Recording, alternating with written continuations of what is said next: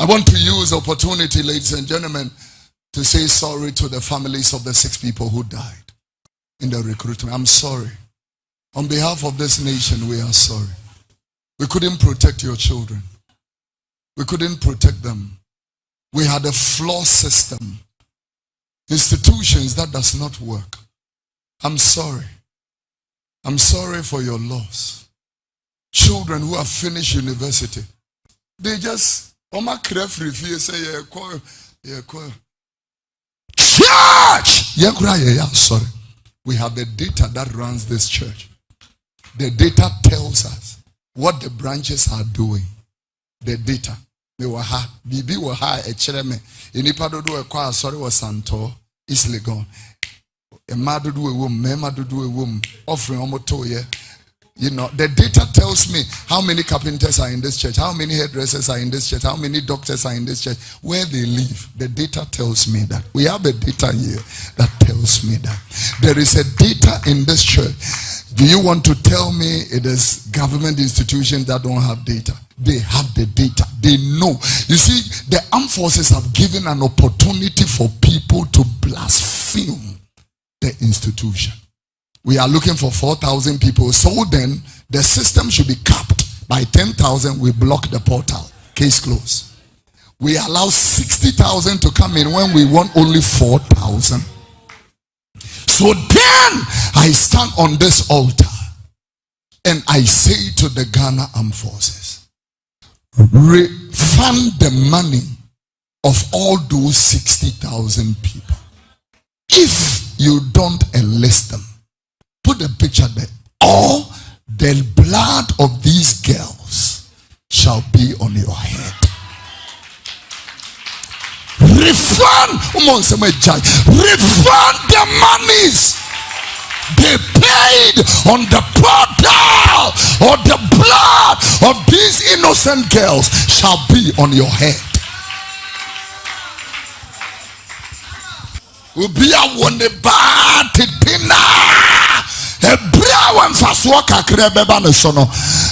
Take their pictures of. Let me say this to you. If I want to be enlisted in the British Army, my nephews and my nieces are here, you know, serious. If I want to be enlisted, I don't need to pay a dime. All I need to do is to apply online. This screenings is done online. Medical assessment is done online. When they enlist you, they will write to you, and then all the things will be uploaded. Then they will send a letter to the embassy. I'm talking about Ghana and you, and then you go to the embassy, get a visa, and from the day you step into the United Kingdom, they start paying you. They pay you for your transport. They will pay you for, you know, your training. They will pay you for, until you become a soldier, they will pay you £1,200 for training in the British Army. Ghana won the pay, and I'm you have given an occasion for the enemies of the state to blaspheme a very important institution like the Ghana Armed Forces. I'm telling you, refund those people. 60,000 times 200 is 12 million. Give their money back to them, or the blood of these innocent people will follow you and your generation. There are Ghanaians who are in the British Army.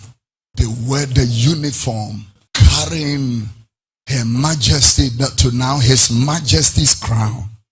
And there are people who genuinely want to serve our country, and they will not get it because of a flawed system. Flawed. My uncle here is a retired naval captain. He would tell you that when they were being enlisted, this was not the nonsense. Yeah. This was not the nonsense.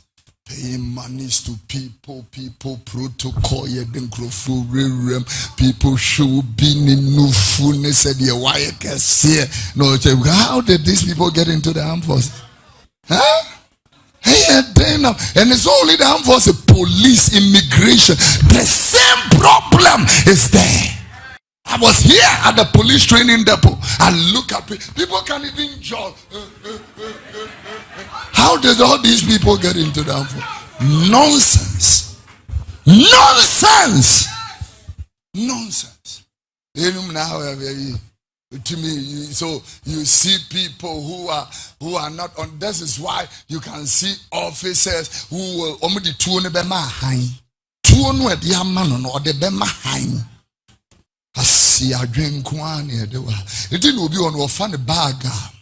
Sangro fool for muja. It's sad.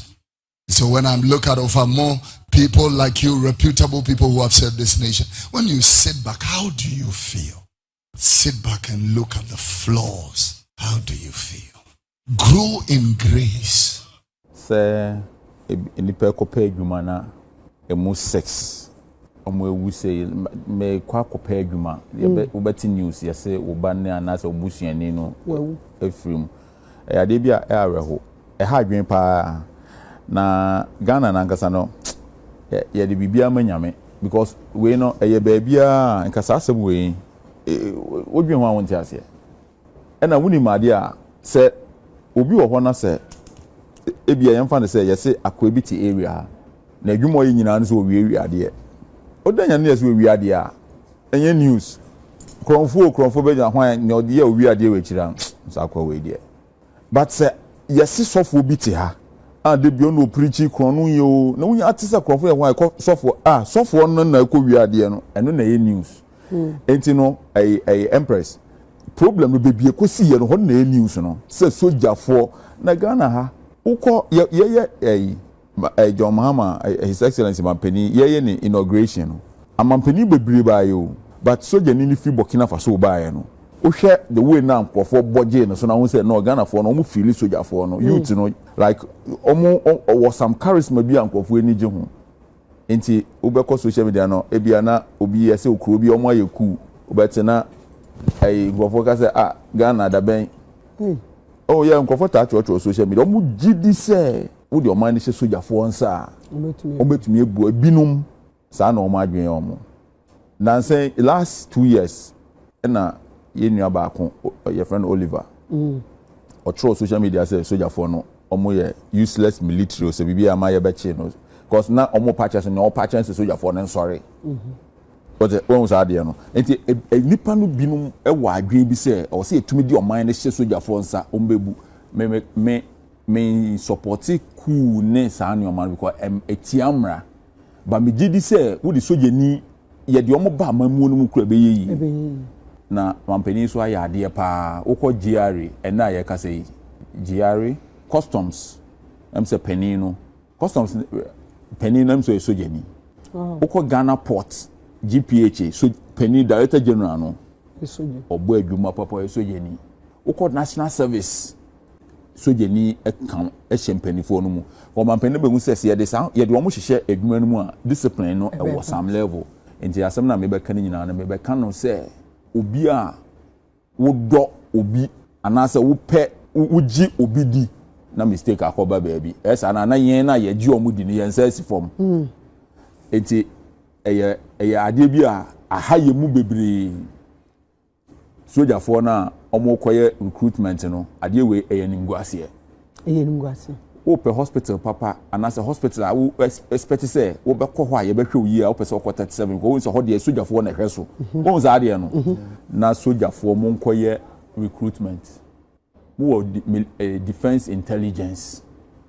munim say enipa 18,000 or so na eba mampeni ji sojafo ni di say ye no mo bu man na be ye to the sense of the bia hye key areas na say mo helicopter ba ko akwoti ahwe form eno ho asem yen kan wie ade report about yes helicopter na lake ni omanioma bi ade a chin ya nkwara e ba be ye recruitment na maka nipa bom nipa bebre no mabie gate se omu nyina mbesen na your friends say stampede na nipa nsia wu ye bi sa mo say ye nipa nsia pe nipa nsia pe sen pe na nipa ba kokora anye pe na nipa nsia pe no na nipa busu ni ka ho a na nko mo yetu a nko beka say nipa mienu pe na awu enti no gidie na ye wo e wo soldier fo no mu no ama ye nyimu bebre wo ho a ye nsa asifom ade we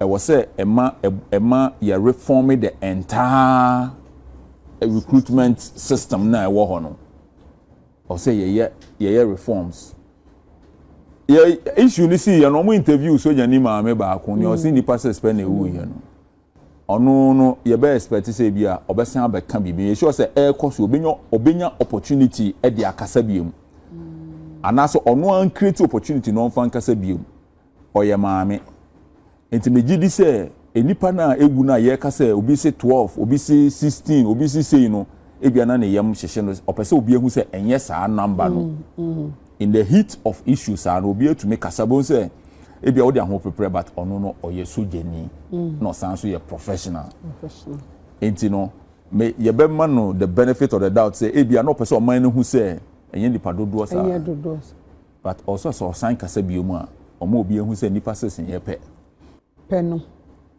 say nipa ba akokra na waba na we be wu a a serious issue the military Ghana army level na ye do omoto ne bebia ye pese omoda no eni gidie na ye wo mu no eni se ne hu so omo ye omo ade in a certain way no ade we egu omo animu ase and they have I was say omo find a way a omo be redeem sa yin be ko ye trust omo ye ji omo di covid ba ye se nkofo nkodo omo se omo nka ye se monka sojafo no ngu krom Kofi wo be kwa kwehye ye ji omo di uhwe soje ni pick up na say besia hu ka na si wona hu say ha soja for no omo ye discipline uhwe soje ni dress no di jon say soja for ade we egu omo animu ase me ye sure say obi na ehihye say ade we nsi ye nyina e wo say yete ye ho ase issue say etumi si e ye first na nkameka say first na me honorable na nkameka say e wo say ye pam nkrofo kra asese ye honorable omo hwehwem wo be ye honorable da ye beka say ye hwehwem ni ahwe ne ye ko say honorable first in there come say o see you ready also we you but say you know and at the same time am pani kura be can say investigation then encourse o say yete he ya na ye ka say busu pani we diska ye nkrofo say we diska o say scan na send call phone no so hwe na say ba kono so me send ma enti say no unyi na wo kon udu empempen so obi no na wunya abotre enti no o man pani say hwehwem mu a I was saying hwehwemu no me reform the entire recruitment we na e wo ho no me your Accra Sports your Independence Square your Elwak your University of Ghana Stadium your Accra Sports Stadium say ye chiche sankofo mu a me sure say enipa no space bebre be ho ha e be ya ade we Ghana no say minim yesusu ano Rollins time no mo be kura se be fankofo de omko Cuba Arnold means that they won't be there. No, they won't call Cuba. Oh, no, so you're for number school. Near your bar near select money. Your mom was some way be or somewhere. Now you're selecting for no, the Moko Cuba. This is like 30 years ago. I mean, now for assassin in our way, some of me they call Cuba. Well, there are so many ways, a bit to me, but to put a bit of keep go say. Ebinum gina ho for 4 days. Yes. Ebi da so as we speak. Ebi da so. Also what issues adentia. Na wo bi say e wo say omo gina wi aso ye hwe say ene soja ne yankon. Ene soja kora no enka na bibia ya anwoden no. But say soja no intelligence no kora ye aduma chen macho no. Because we are no gina so no. What I say, a big dinner for 4 days. I friends say, we are no big dinner before soldier there. And then young a friends saying, traffic no more motor de be obliged we are see. And then you know, say, select me and show me uniforms. Then on my pass away. Me constituency Niba Kokan. Nyamiadum, we proud or intensive or whatever. Wow. What I say, ain't you know, your best military no, or Montanasi. I deal with. The defense minister when you the baby call or can some way say I was say changing how I recruitment way and near AC chair said he was very right. And you know, bibi found na obia your friend is saying we feel say forms na ye ton no kra no another issue mami like better form na ma we adwuma Ghana adwuma ni ha I didn't know say a tough form ma Ghana ni ansa na ya ma na adwuma enti no wunim so be fa nipa 4,000 what ton form ama nipa 50,000 30,000 na just o man no pese obu nipa no enti o se man pene bia na man ade wo hodeda e bia na ban we ban aban na dwen nko so but it is I didn't know say a ton form better form ansa ma ma adwuma as aban I didn't ya also mutwa sa ade no so and number 2 ade wo yesi wo hwe nipa egu a ne e kire ne se adwuma ni krom ha maburu no pa adwuma ye ne a e kire nyina ne se adwuma ni krom ha maburu no pa adwuma ye and this is one of the reason why here we don't have to politicize development, job creation, industrialization. We don't have to politicize it.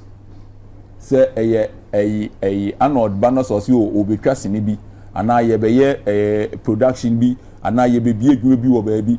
First question we know so ye MPP ni so said that not na UTV no kan asem bi efa sa de ni nyina nkura sesem so obebi adwuma na nkofo benya adwuma ya no na hia hwe nipa egu ho mu nyina pa adwuma obi apa adwuma ye Ghana fo yen lazy enti no ye nya mampani a oba ye no first no ye ne se adwuma bi na ekoso bi an mamu mo break mo nkoso me kopiska ba mamu na mo fan ye ohwe winiba so edro Kaswa road ohwe ofanko ohwe motorway oba so wo de mamu mo break ra mo nkoso ye sa na o se ye oman no obi di adwuma bi ba na se adwuma no ebe employing crofo a everybody must support me person me create the biggest industrial park in Africa e wo me constituency and you know the good thing and then ye budget friends a workshop misia MPB o kam say kwame wo ho no me wo investors bi ba o mo se o mo mpe me ho no do o mpe bi a ben wo area ho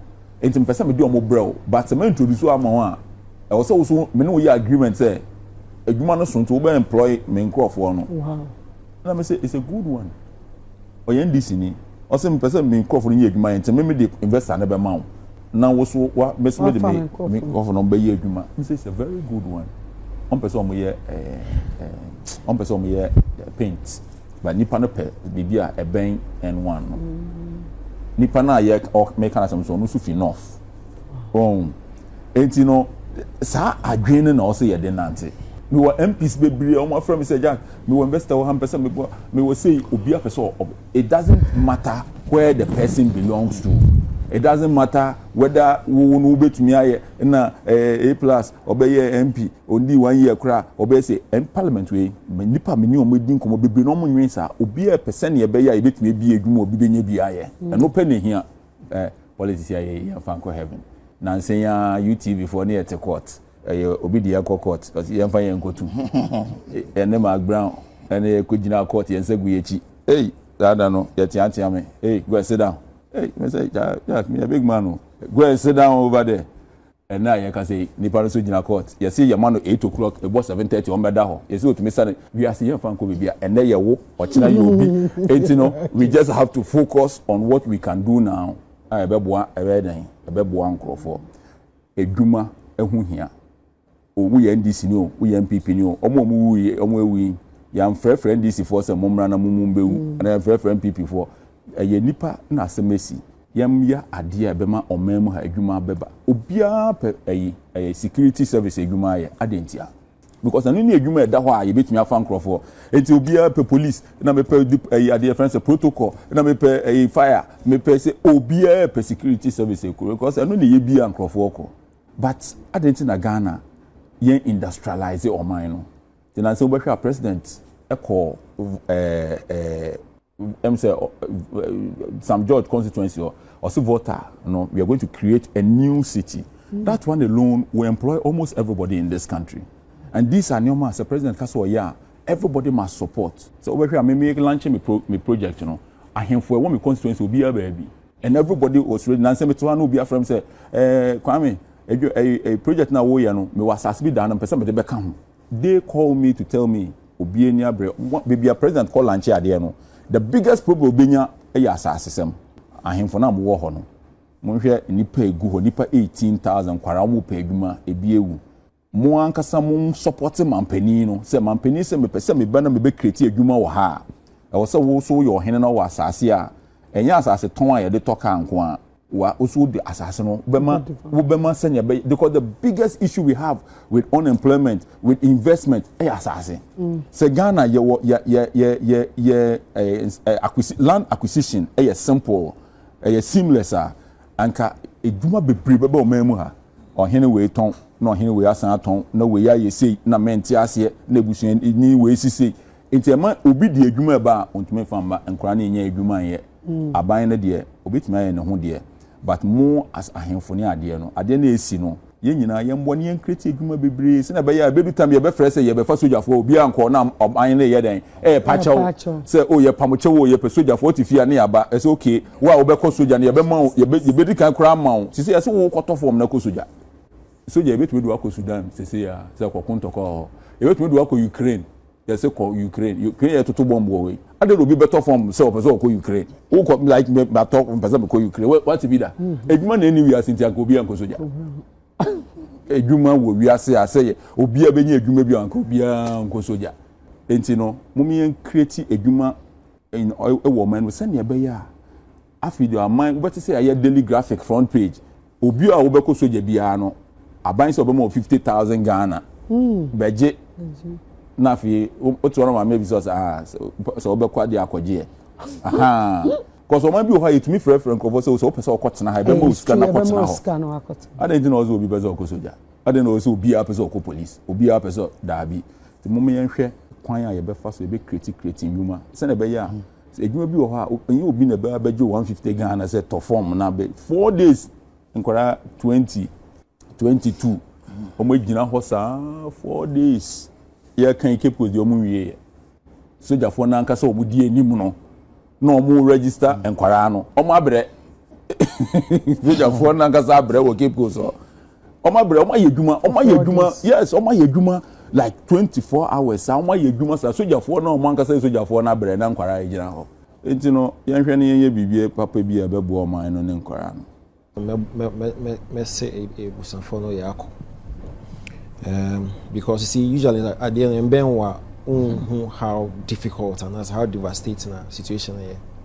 So we show call out to a certain point. We school now our sanko page ma our class page ma ba now the next moment we better say it and so man very devastating. Now me who videos be I interview victims no parents no mama no papa mo and area pa na Honorable mentioned as to Adeba Amayina in Yabason at the level of unemployment because the system Pino cry because so Kumasi. Because so I had in a year fatal, but Kumasi no stampede because so and Honorable Cape Coast 4 days so the level of unemployment no year a year on a scale that was see no I say be found na Empress na military mumpa dia sanke come military pa the level of discipline and can say the better military when they see wo no pa dia see poor planning poor scheduling na me dey kumi kra need the lack of crowd control na say yen ka say yen ho in our communities in our environment is going BBC na over police patrol units been from military. So if they did a whole military Ghana armed forces were found wanting in crowd control, then we are not just say then no. It's serious. It's serious. Like Omakacho, they couldn't manage crowd. Then we are in serious trouble because coming to me managing more affairs in regard to crowd control. And in the BBC, now over police, who do we call? Who do we call on? And you could see say a paying for no any the entire force can many alcohol because apparently I hear say officers bear 3, 4 and the call 3, 4. So clearly no in paying for the top brass no premium be to their course or working in the other venues no. And that's bad. Yes, in say reforms but it didn't have to you say for 6 you best sacrifice some for reforms to be done. Yes, who want some reforms, baby? How? Who and they say, oh, families, you know, because of we need to know, family be a victim, family be on one slot, not compensation. How would that bring them back? It is a family. It's a victim ni fear. No, say obi any or what's our level of community and ending. So compensation way, you know, how does it fix the problem? Say the slot, where is the slot amount and you and those can come on the 5-5 phone. Come on, Charlie. And you see, plus you know in the back high. Say disasters be no ya shake carpet baby I can be resign long time ago. Oh, Ghana and Africa they need my dear friend resignation. They need my dear friend resignation. Recently, BBC publishing news about Donald Trump. The general manager and head of news, Omar resigned. First, Omar resigned. First, because no, you see. What that would say at the way we prepare a year military anymore. It means what taking account of your responsibility. Yeah. What taking responsibility of the CN. We change something. No, it's the first thing. The first who the person somewhere responsible no, it's someone take account and we take responsibility. The head of military recruitment. Resignation catch and be how. Or they feel it. Say, me na my mistake. Yes, so let me step down because that's the first people they take account first. But how did you say a human piano? They will protect you really. Yo, they will protect you. Cost. I Shaman can bet you and cry a long time. I just say year I mean to me recall year and do, but I just say 2013, 2014, if I may remember, as I year matter forms that I feel forms. I'm military. Now show me height here. Yes, shine along the way now. Obi on the ambitions. We see my police. We see my soldier. You know, so much uniform near the end. We say a guy. What you say? But and even for you call work for screening. Oh, how about Americano? Now, Baby, see you. Me could do on my thing say 12 a.m. na me could do. Me quite and I screech no get and I say time young so into me corner member to say 6. Because we have feel am about no sikana me ba no me say me kwa me team ba because can be the rest now 7 gate na no entrance so until me gate na no start.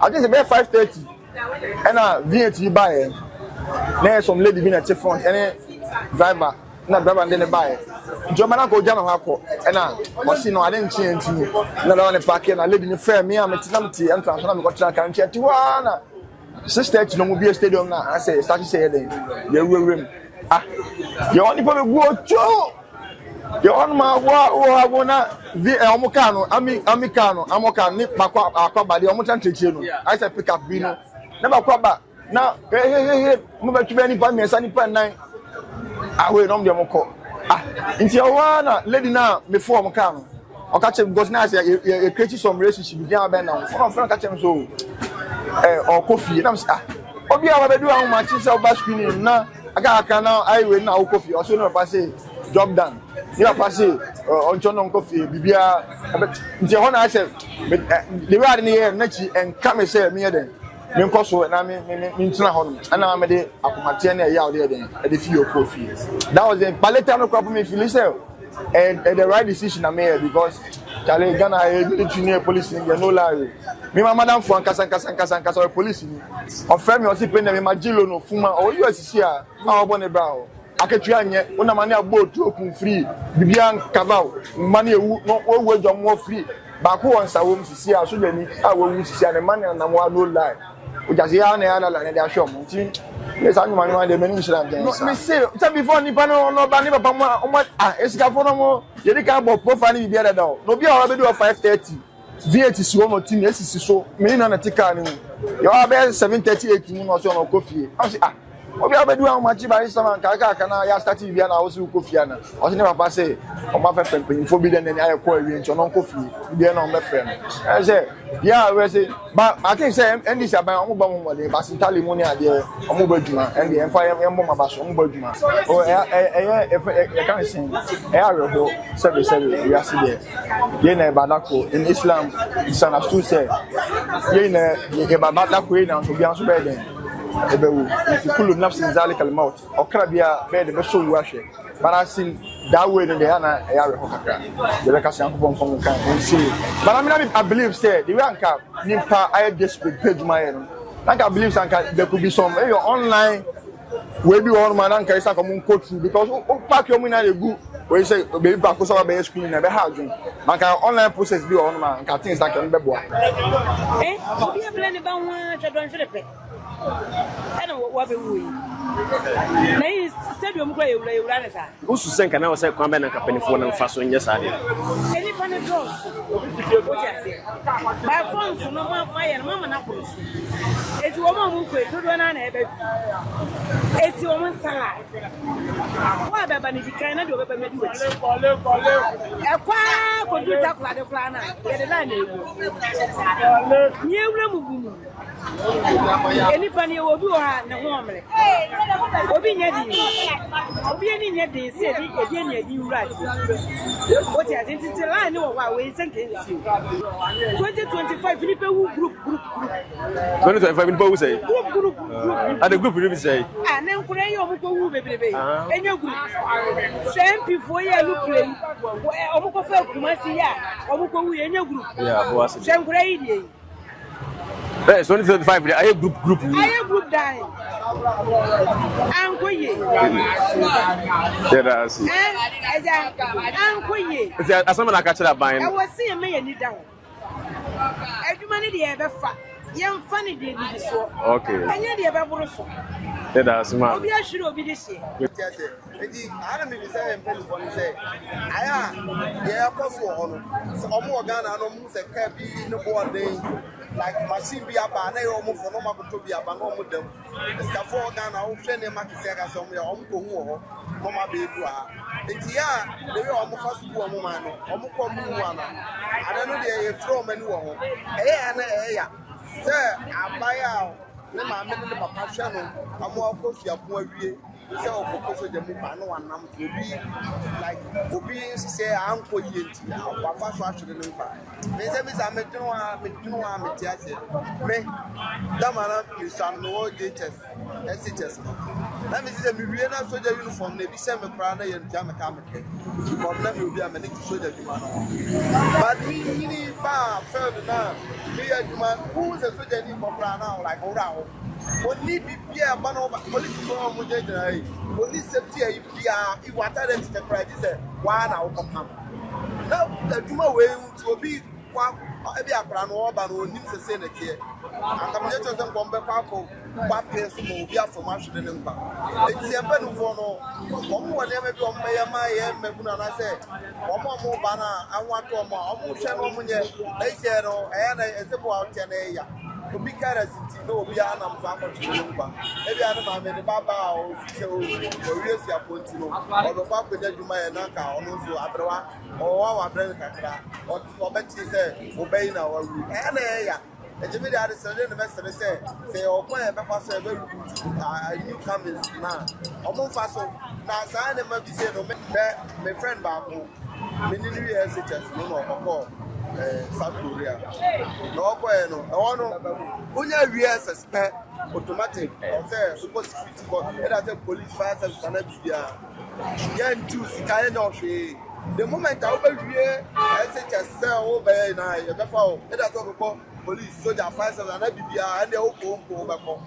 Who we na sa pen on our bed no for no ay by the idiot you be chop forms na gum bebre e be 1 million and so dey fe ni pa tal what I say who si kana we dey got forms who dey be o want ya da who go tell we e wan say wana say we dey die you don't go obi no wan ba wa got forms so so dey na police mo pa ya when ya sa did kana man back e dey kwa ya pen go be fast e diska almost start money from here na here ban ho.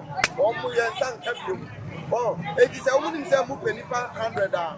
I say mu issue 100 forms. Omo fa asa.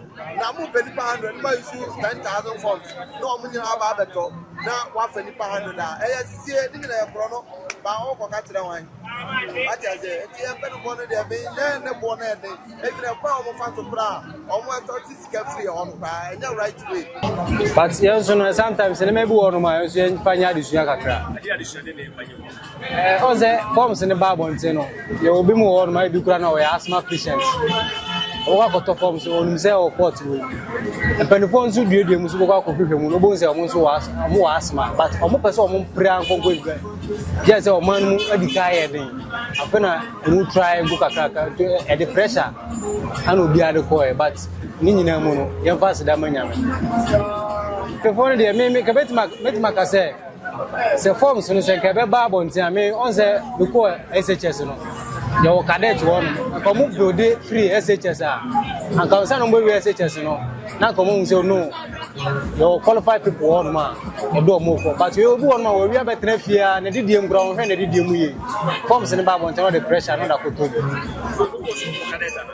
and the cadet ba mi jai ba na ma form din na man jai na when this one say come some security agencies yeah but man attempt you never hear my form but obia na form din e was no oba try so be push hard e dey it's say recruitment na aba ninti na so obia so kwa dey e pen na no dwana na ko pe dwumaye oba som ne man no so that make an what my say yeah ni giemum en kan ho no me ka da was time menyi bebre say me be TV na ya say ka ya uko soja free. Oh, one year before, who call police? I be funny. I got to through. And I'm a police for the design. War my pamper market will be sad. Maybe better to be. So, now money, sir. What's so funny? Part 20,000. I said 2,000. So 4,000. Sandy part 4,000 also from me. Master, I said, I'm a dog. Military, and yes, this is so young. Debut. Only in the best 6 or 5 and a woman. And they cannot effort me. I said, come on, you don't teach home. Nam ka say wo bla say we bla say me hwe takwa de dem that was 3 days ago me hwe news na e fekeke o stampede bia no asi wo ho because some church obomu ha white here by ahanom no akwa say yen nyina e be den e ba ha say if you can say be da about 2 o'clock to 3 o'clock that was 8 p.m. but anu oti me sra ban no aba we de kotojogu fam I say me so ka to hwe mu a ebe kwa ebe be si na chi emfa mo pepe bia anya de emma enti we de esra ban no ye nwanom no omo na se bi omo wu no so no omo krabia fefe na that chibi no ye be kan sam se o ye nwanom we mu eni o we na mo mre bi atwam no mo kopa adwuma mo kopa so adwuma ya stampede ba ho omunye wuye omunye ye de be enka adum Ebi mu house omo timi crowd. Most of them omo crowd mo home in so asthmatic patients no can start and obi won san only here opentema ko page ma ti arefie dia ne kakọ beto ne yam ti no okopes ka be fie ti omo crowd ye hye omo busu afọ no obi a den say omo hye den ma ye ti ase enye obi tirimu say bi say be si but o man ni mu de be yan say ye be da nyanya ase no busu hye ye so onye ni mafi yan say ye procedure na be tuma se san ne die a na ye fan amaye na we enko ma say we wo blue we wo green we wo black the yan say bibia ye kama what I say the yan say bibia ye kama o man no so no ye na be feel say o ye na ye safe you are supposed to progress and kind of stuff na o some measures be pa na company for you say bit me afọ oh first omo kwa you from or maybe like 100 people in first 50 people in first it's rather than a lot of people outside you get me and what I say Juma yes I say Juma back me phone you say 17 pro max you don't say the man the best 15 pieces on to me kita but the back na be man It doesn't to be a kaka. Now, oh, yeah, what you said, when you saw security agencies, when you be one. Oh, many Joe, pen in you. I put it in Sika business in the scout. Ah, then why if you know me rob banker? I am Sika near the more who coach in the better. And you know, then we need you to make a uniform. There's upper crown, uniform. Men pack one and come in, shake one back. Obiani the Europe. o ti ase nti the answer o boy ho ba o hwe so yes o mo fanye esuase de beba nyina na yemfa so mo obi ya de beba mperimfo na e de sa forms no ba abontin den dem de so bo ne bo mperimfo ne say so mo fa soldier fo a say 2000 and I say 500 no mo fa o mo print eso mo de sa 2500 ne pe copies na say de e ba abontin mo nya mane mro so o mu ye mane bro so na ne ko fa atoyento mo ne e de aba no so mu ye no to say de figure o mo pe no so de mpepe pa atoyento mo nke mada okay ni pa no ne de enko bo hodom pem e ma sa atoyento mo de ensi em so ni nyina no be bo mpemfo na e printer say pa ne de e ba abontin wona me so bo no e bo wo somebody drop and not me selecting be that be the ente me so bo ne bo mu ne say mo ana mo fa mpemfo me meti yi me ko fa say me ko soja mo na mo de forms no ba abontin e na omu e wo ho nyina so e padwuma omu e ko onya obi na no padwuma obi so open nsa no adwuma ye den aye the forms no aba no e so obi an so ye den e ko pa bi ye den eto so ti eno no se omu aye omu no ma yi a ka sa de we nkansi ti na me de fom so no e bom mpemfo no odo mu ye ne de antwa yi omu hwe ni se de be ya next time sa de we e bi si o man bu na edum gwa nsam ka no ma de o ma sabe ye nyina no ye ntimi nko ya ba ya djuma aha nje sometimes no ye mu bi no ya choose ti ye be peti adwuma na nkasa ma ye ho ha na ye so ye de abobo of course so far no ye wa ase ye ni shop but ye ton phones second ye wana ye ton phones e san me san ton tare aha nti phones no ye wo iPhones original iPhone UK use ye ni bi wa ase ya aye ukra skara ka bia ukra no e betimi ahwe ne ama obi yeah now say military adwuma na say afa adwuma ne phone so adwuma ya o personal job ya ka say den nke oh ni nyina ye adwuma ni nyina ye ba me person no abaya adwuma de na enemy fa o aha because me for business wise and always be ano me person me muska ni aban so de bia man ta sama beche ah it be there say the scan who shake wala cycle ha no oh nyame ne hen kakra Abusua Lion 8 kan Ghana for akofa edro won so bia ba aye friend Galimas herbal capsules na edro yi ye din brama akoma 14 and de aye na ono mu adwuma edie edoso pa ni mo didi akotire won bi pa ne se e ma umfie no chese wonyini kura ye hu na se ikuta anti aging component tum nti e ma onyini sa nso e na esan so eko enemu yade sa syphilis gonorrhea prostate enlargement prostate disorders and a face sexual weakness ni nyina e ya de awota nom e Galimas herbal capsules ya e be ye fro e de amount de di obiem so e ho fento aso eno e Galimas ointment ya eno no obi a odwawia no keka no na ode afen 18 ho and a face so honam na nya kuchire ema unya hoto a mepachew eno so ebe ye fro ma honam na ye fefefefefe eno da nchen so a sachemfo yareba na ye wo ana ade bia edi utri hunya de mepachew Galimas ointment ebe ye fro ni nyina free Line 8 clinic Ghana o say apomden hu nsem hia om ye ti yade bi to so na ye hawa mepachew family mu odene eko Line 8 clinic Ghana number sin the good screen no bomodi afa Line 8 clinic Ghana was your number 1 health expert. Yo, my name is Calibos, the only boss with one is you are watching. Subscribe on YouTube, subscribe on there, get to see all trending news. Bam.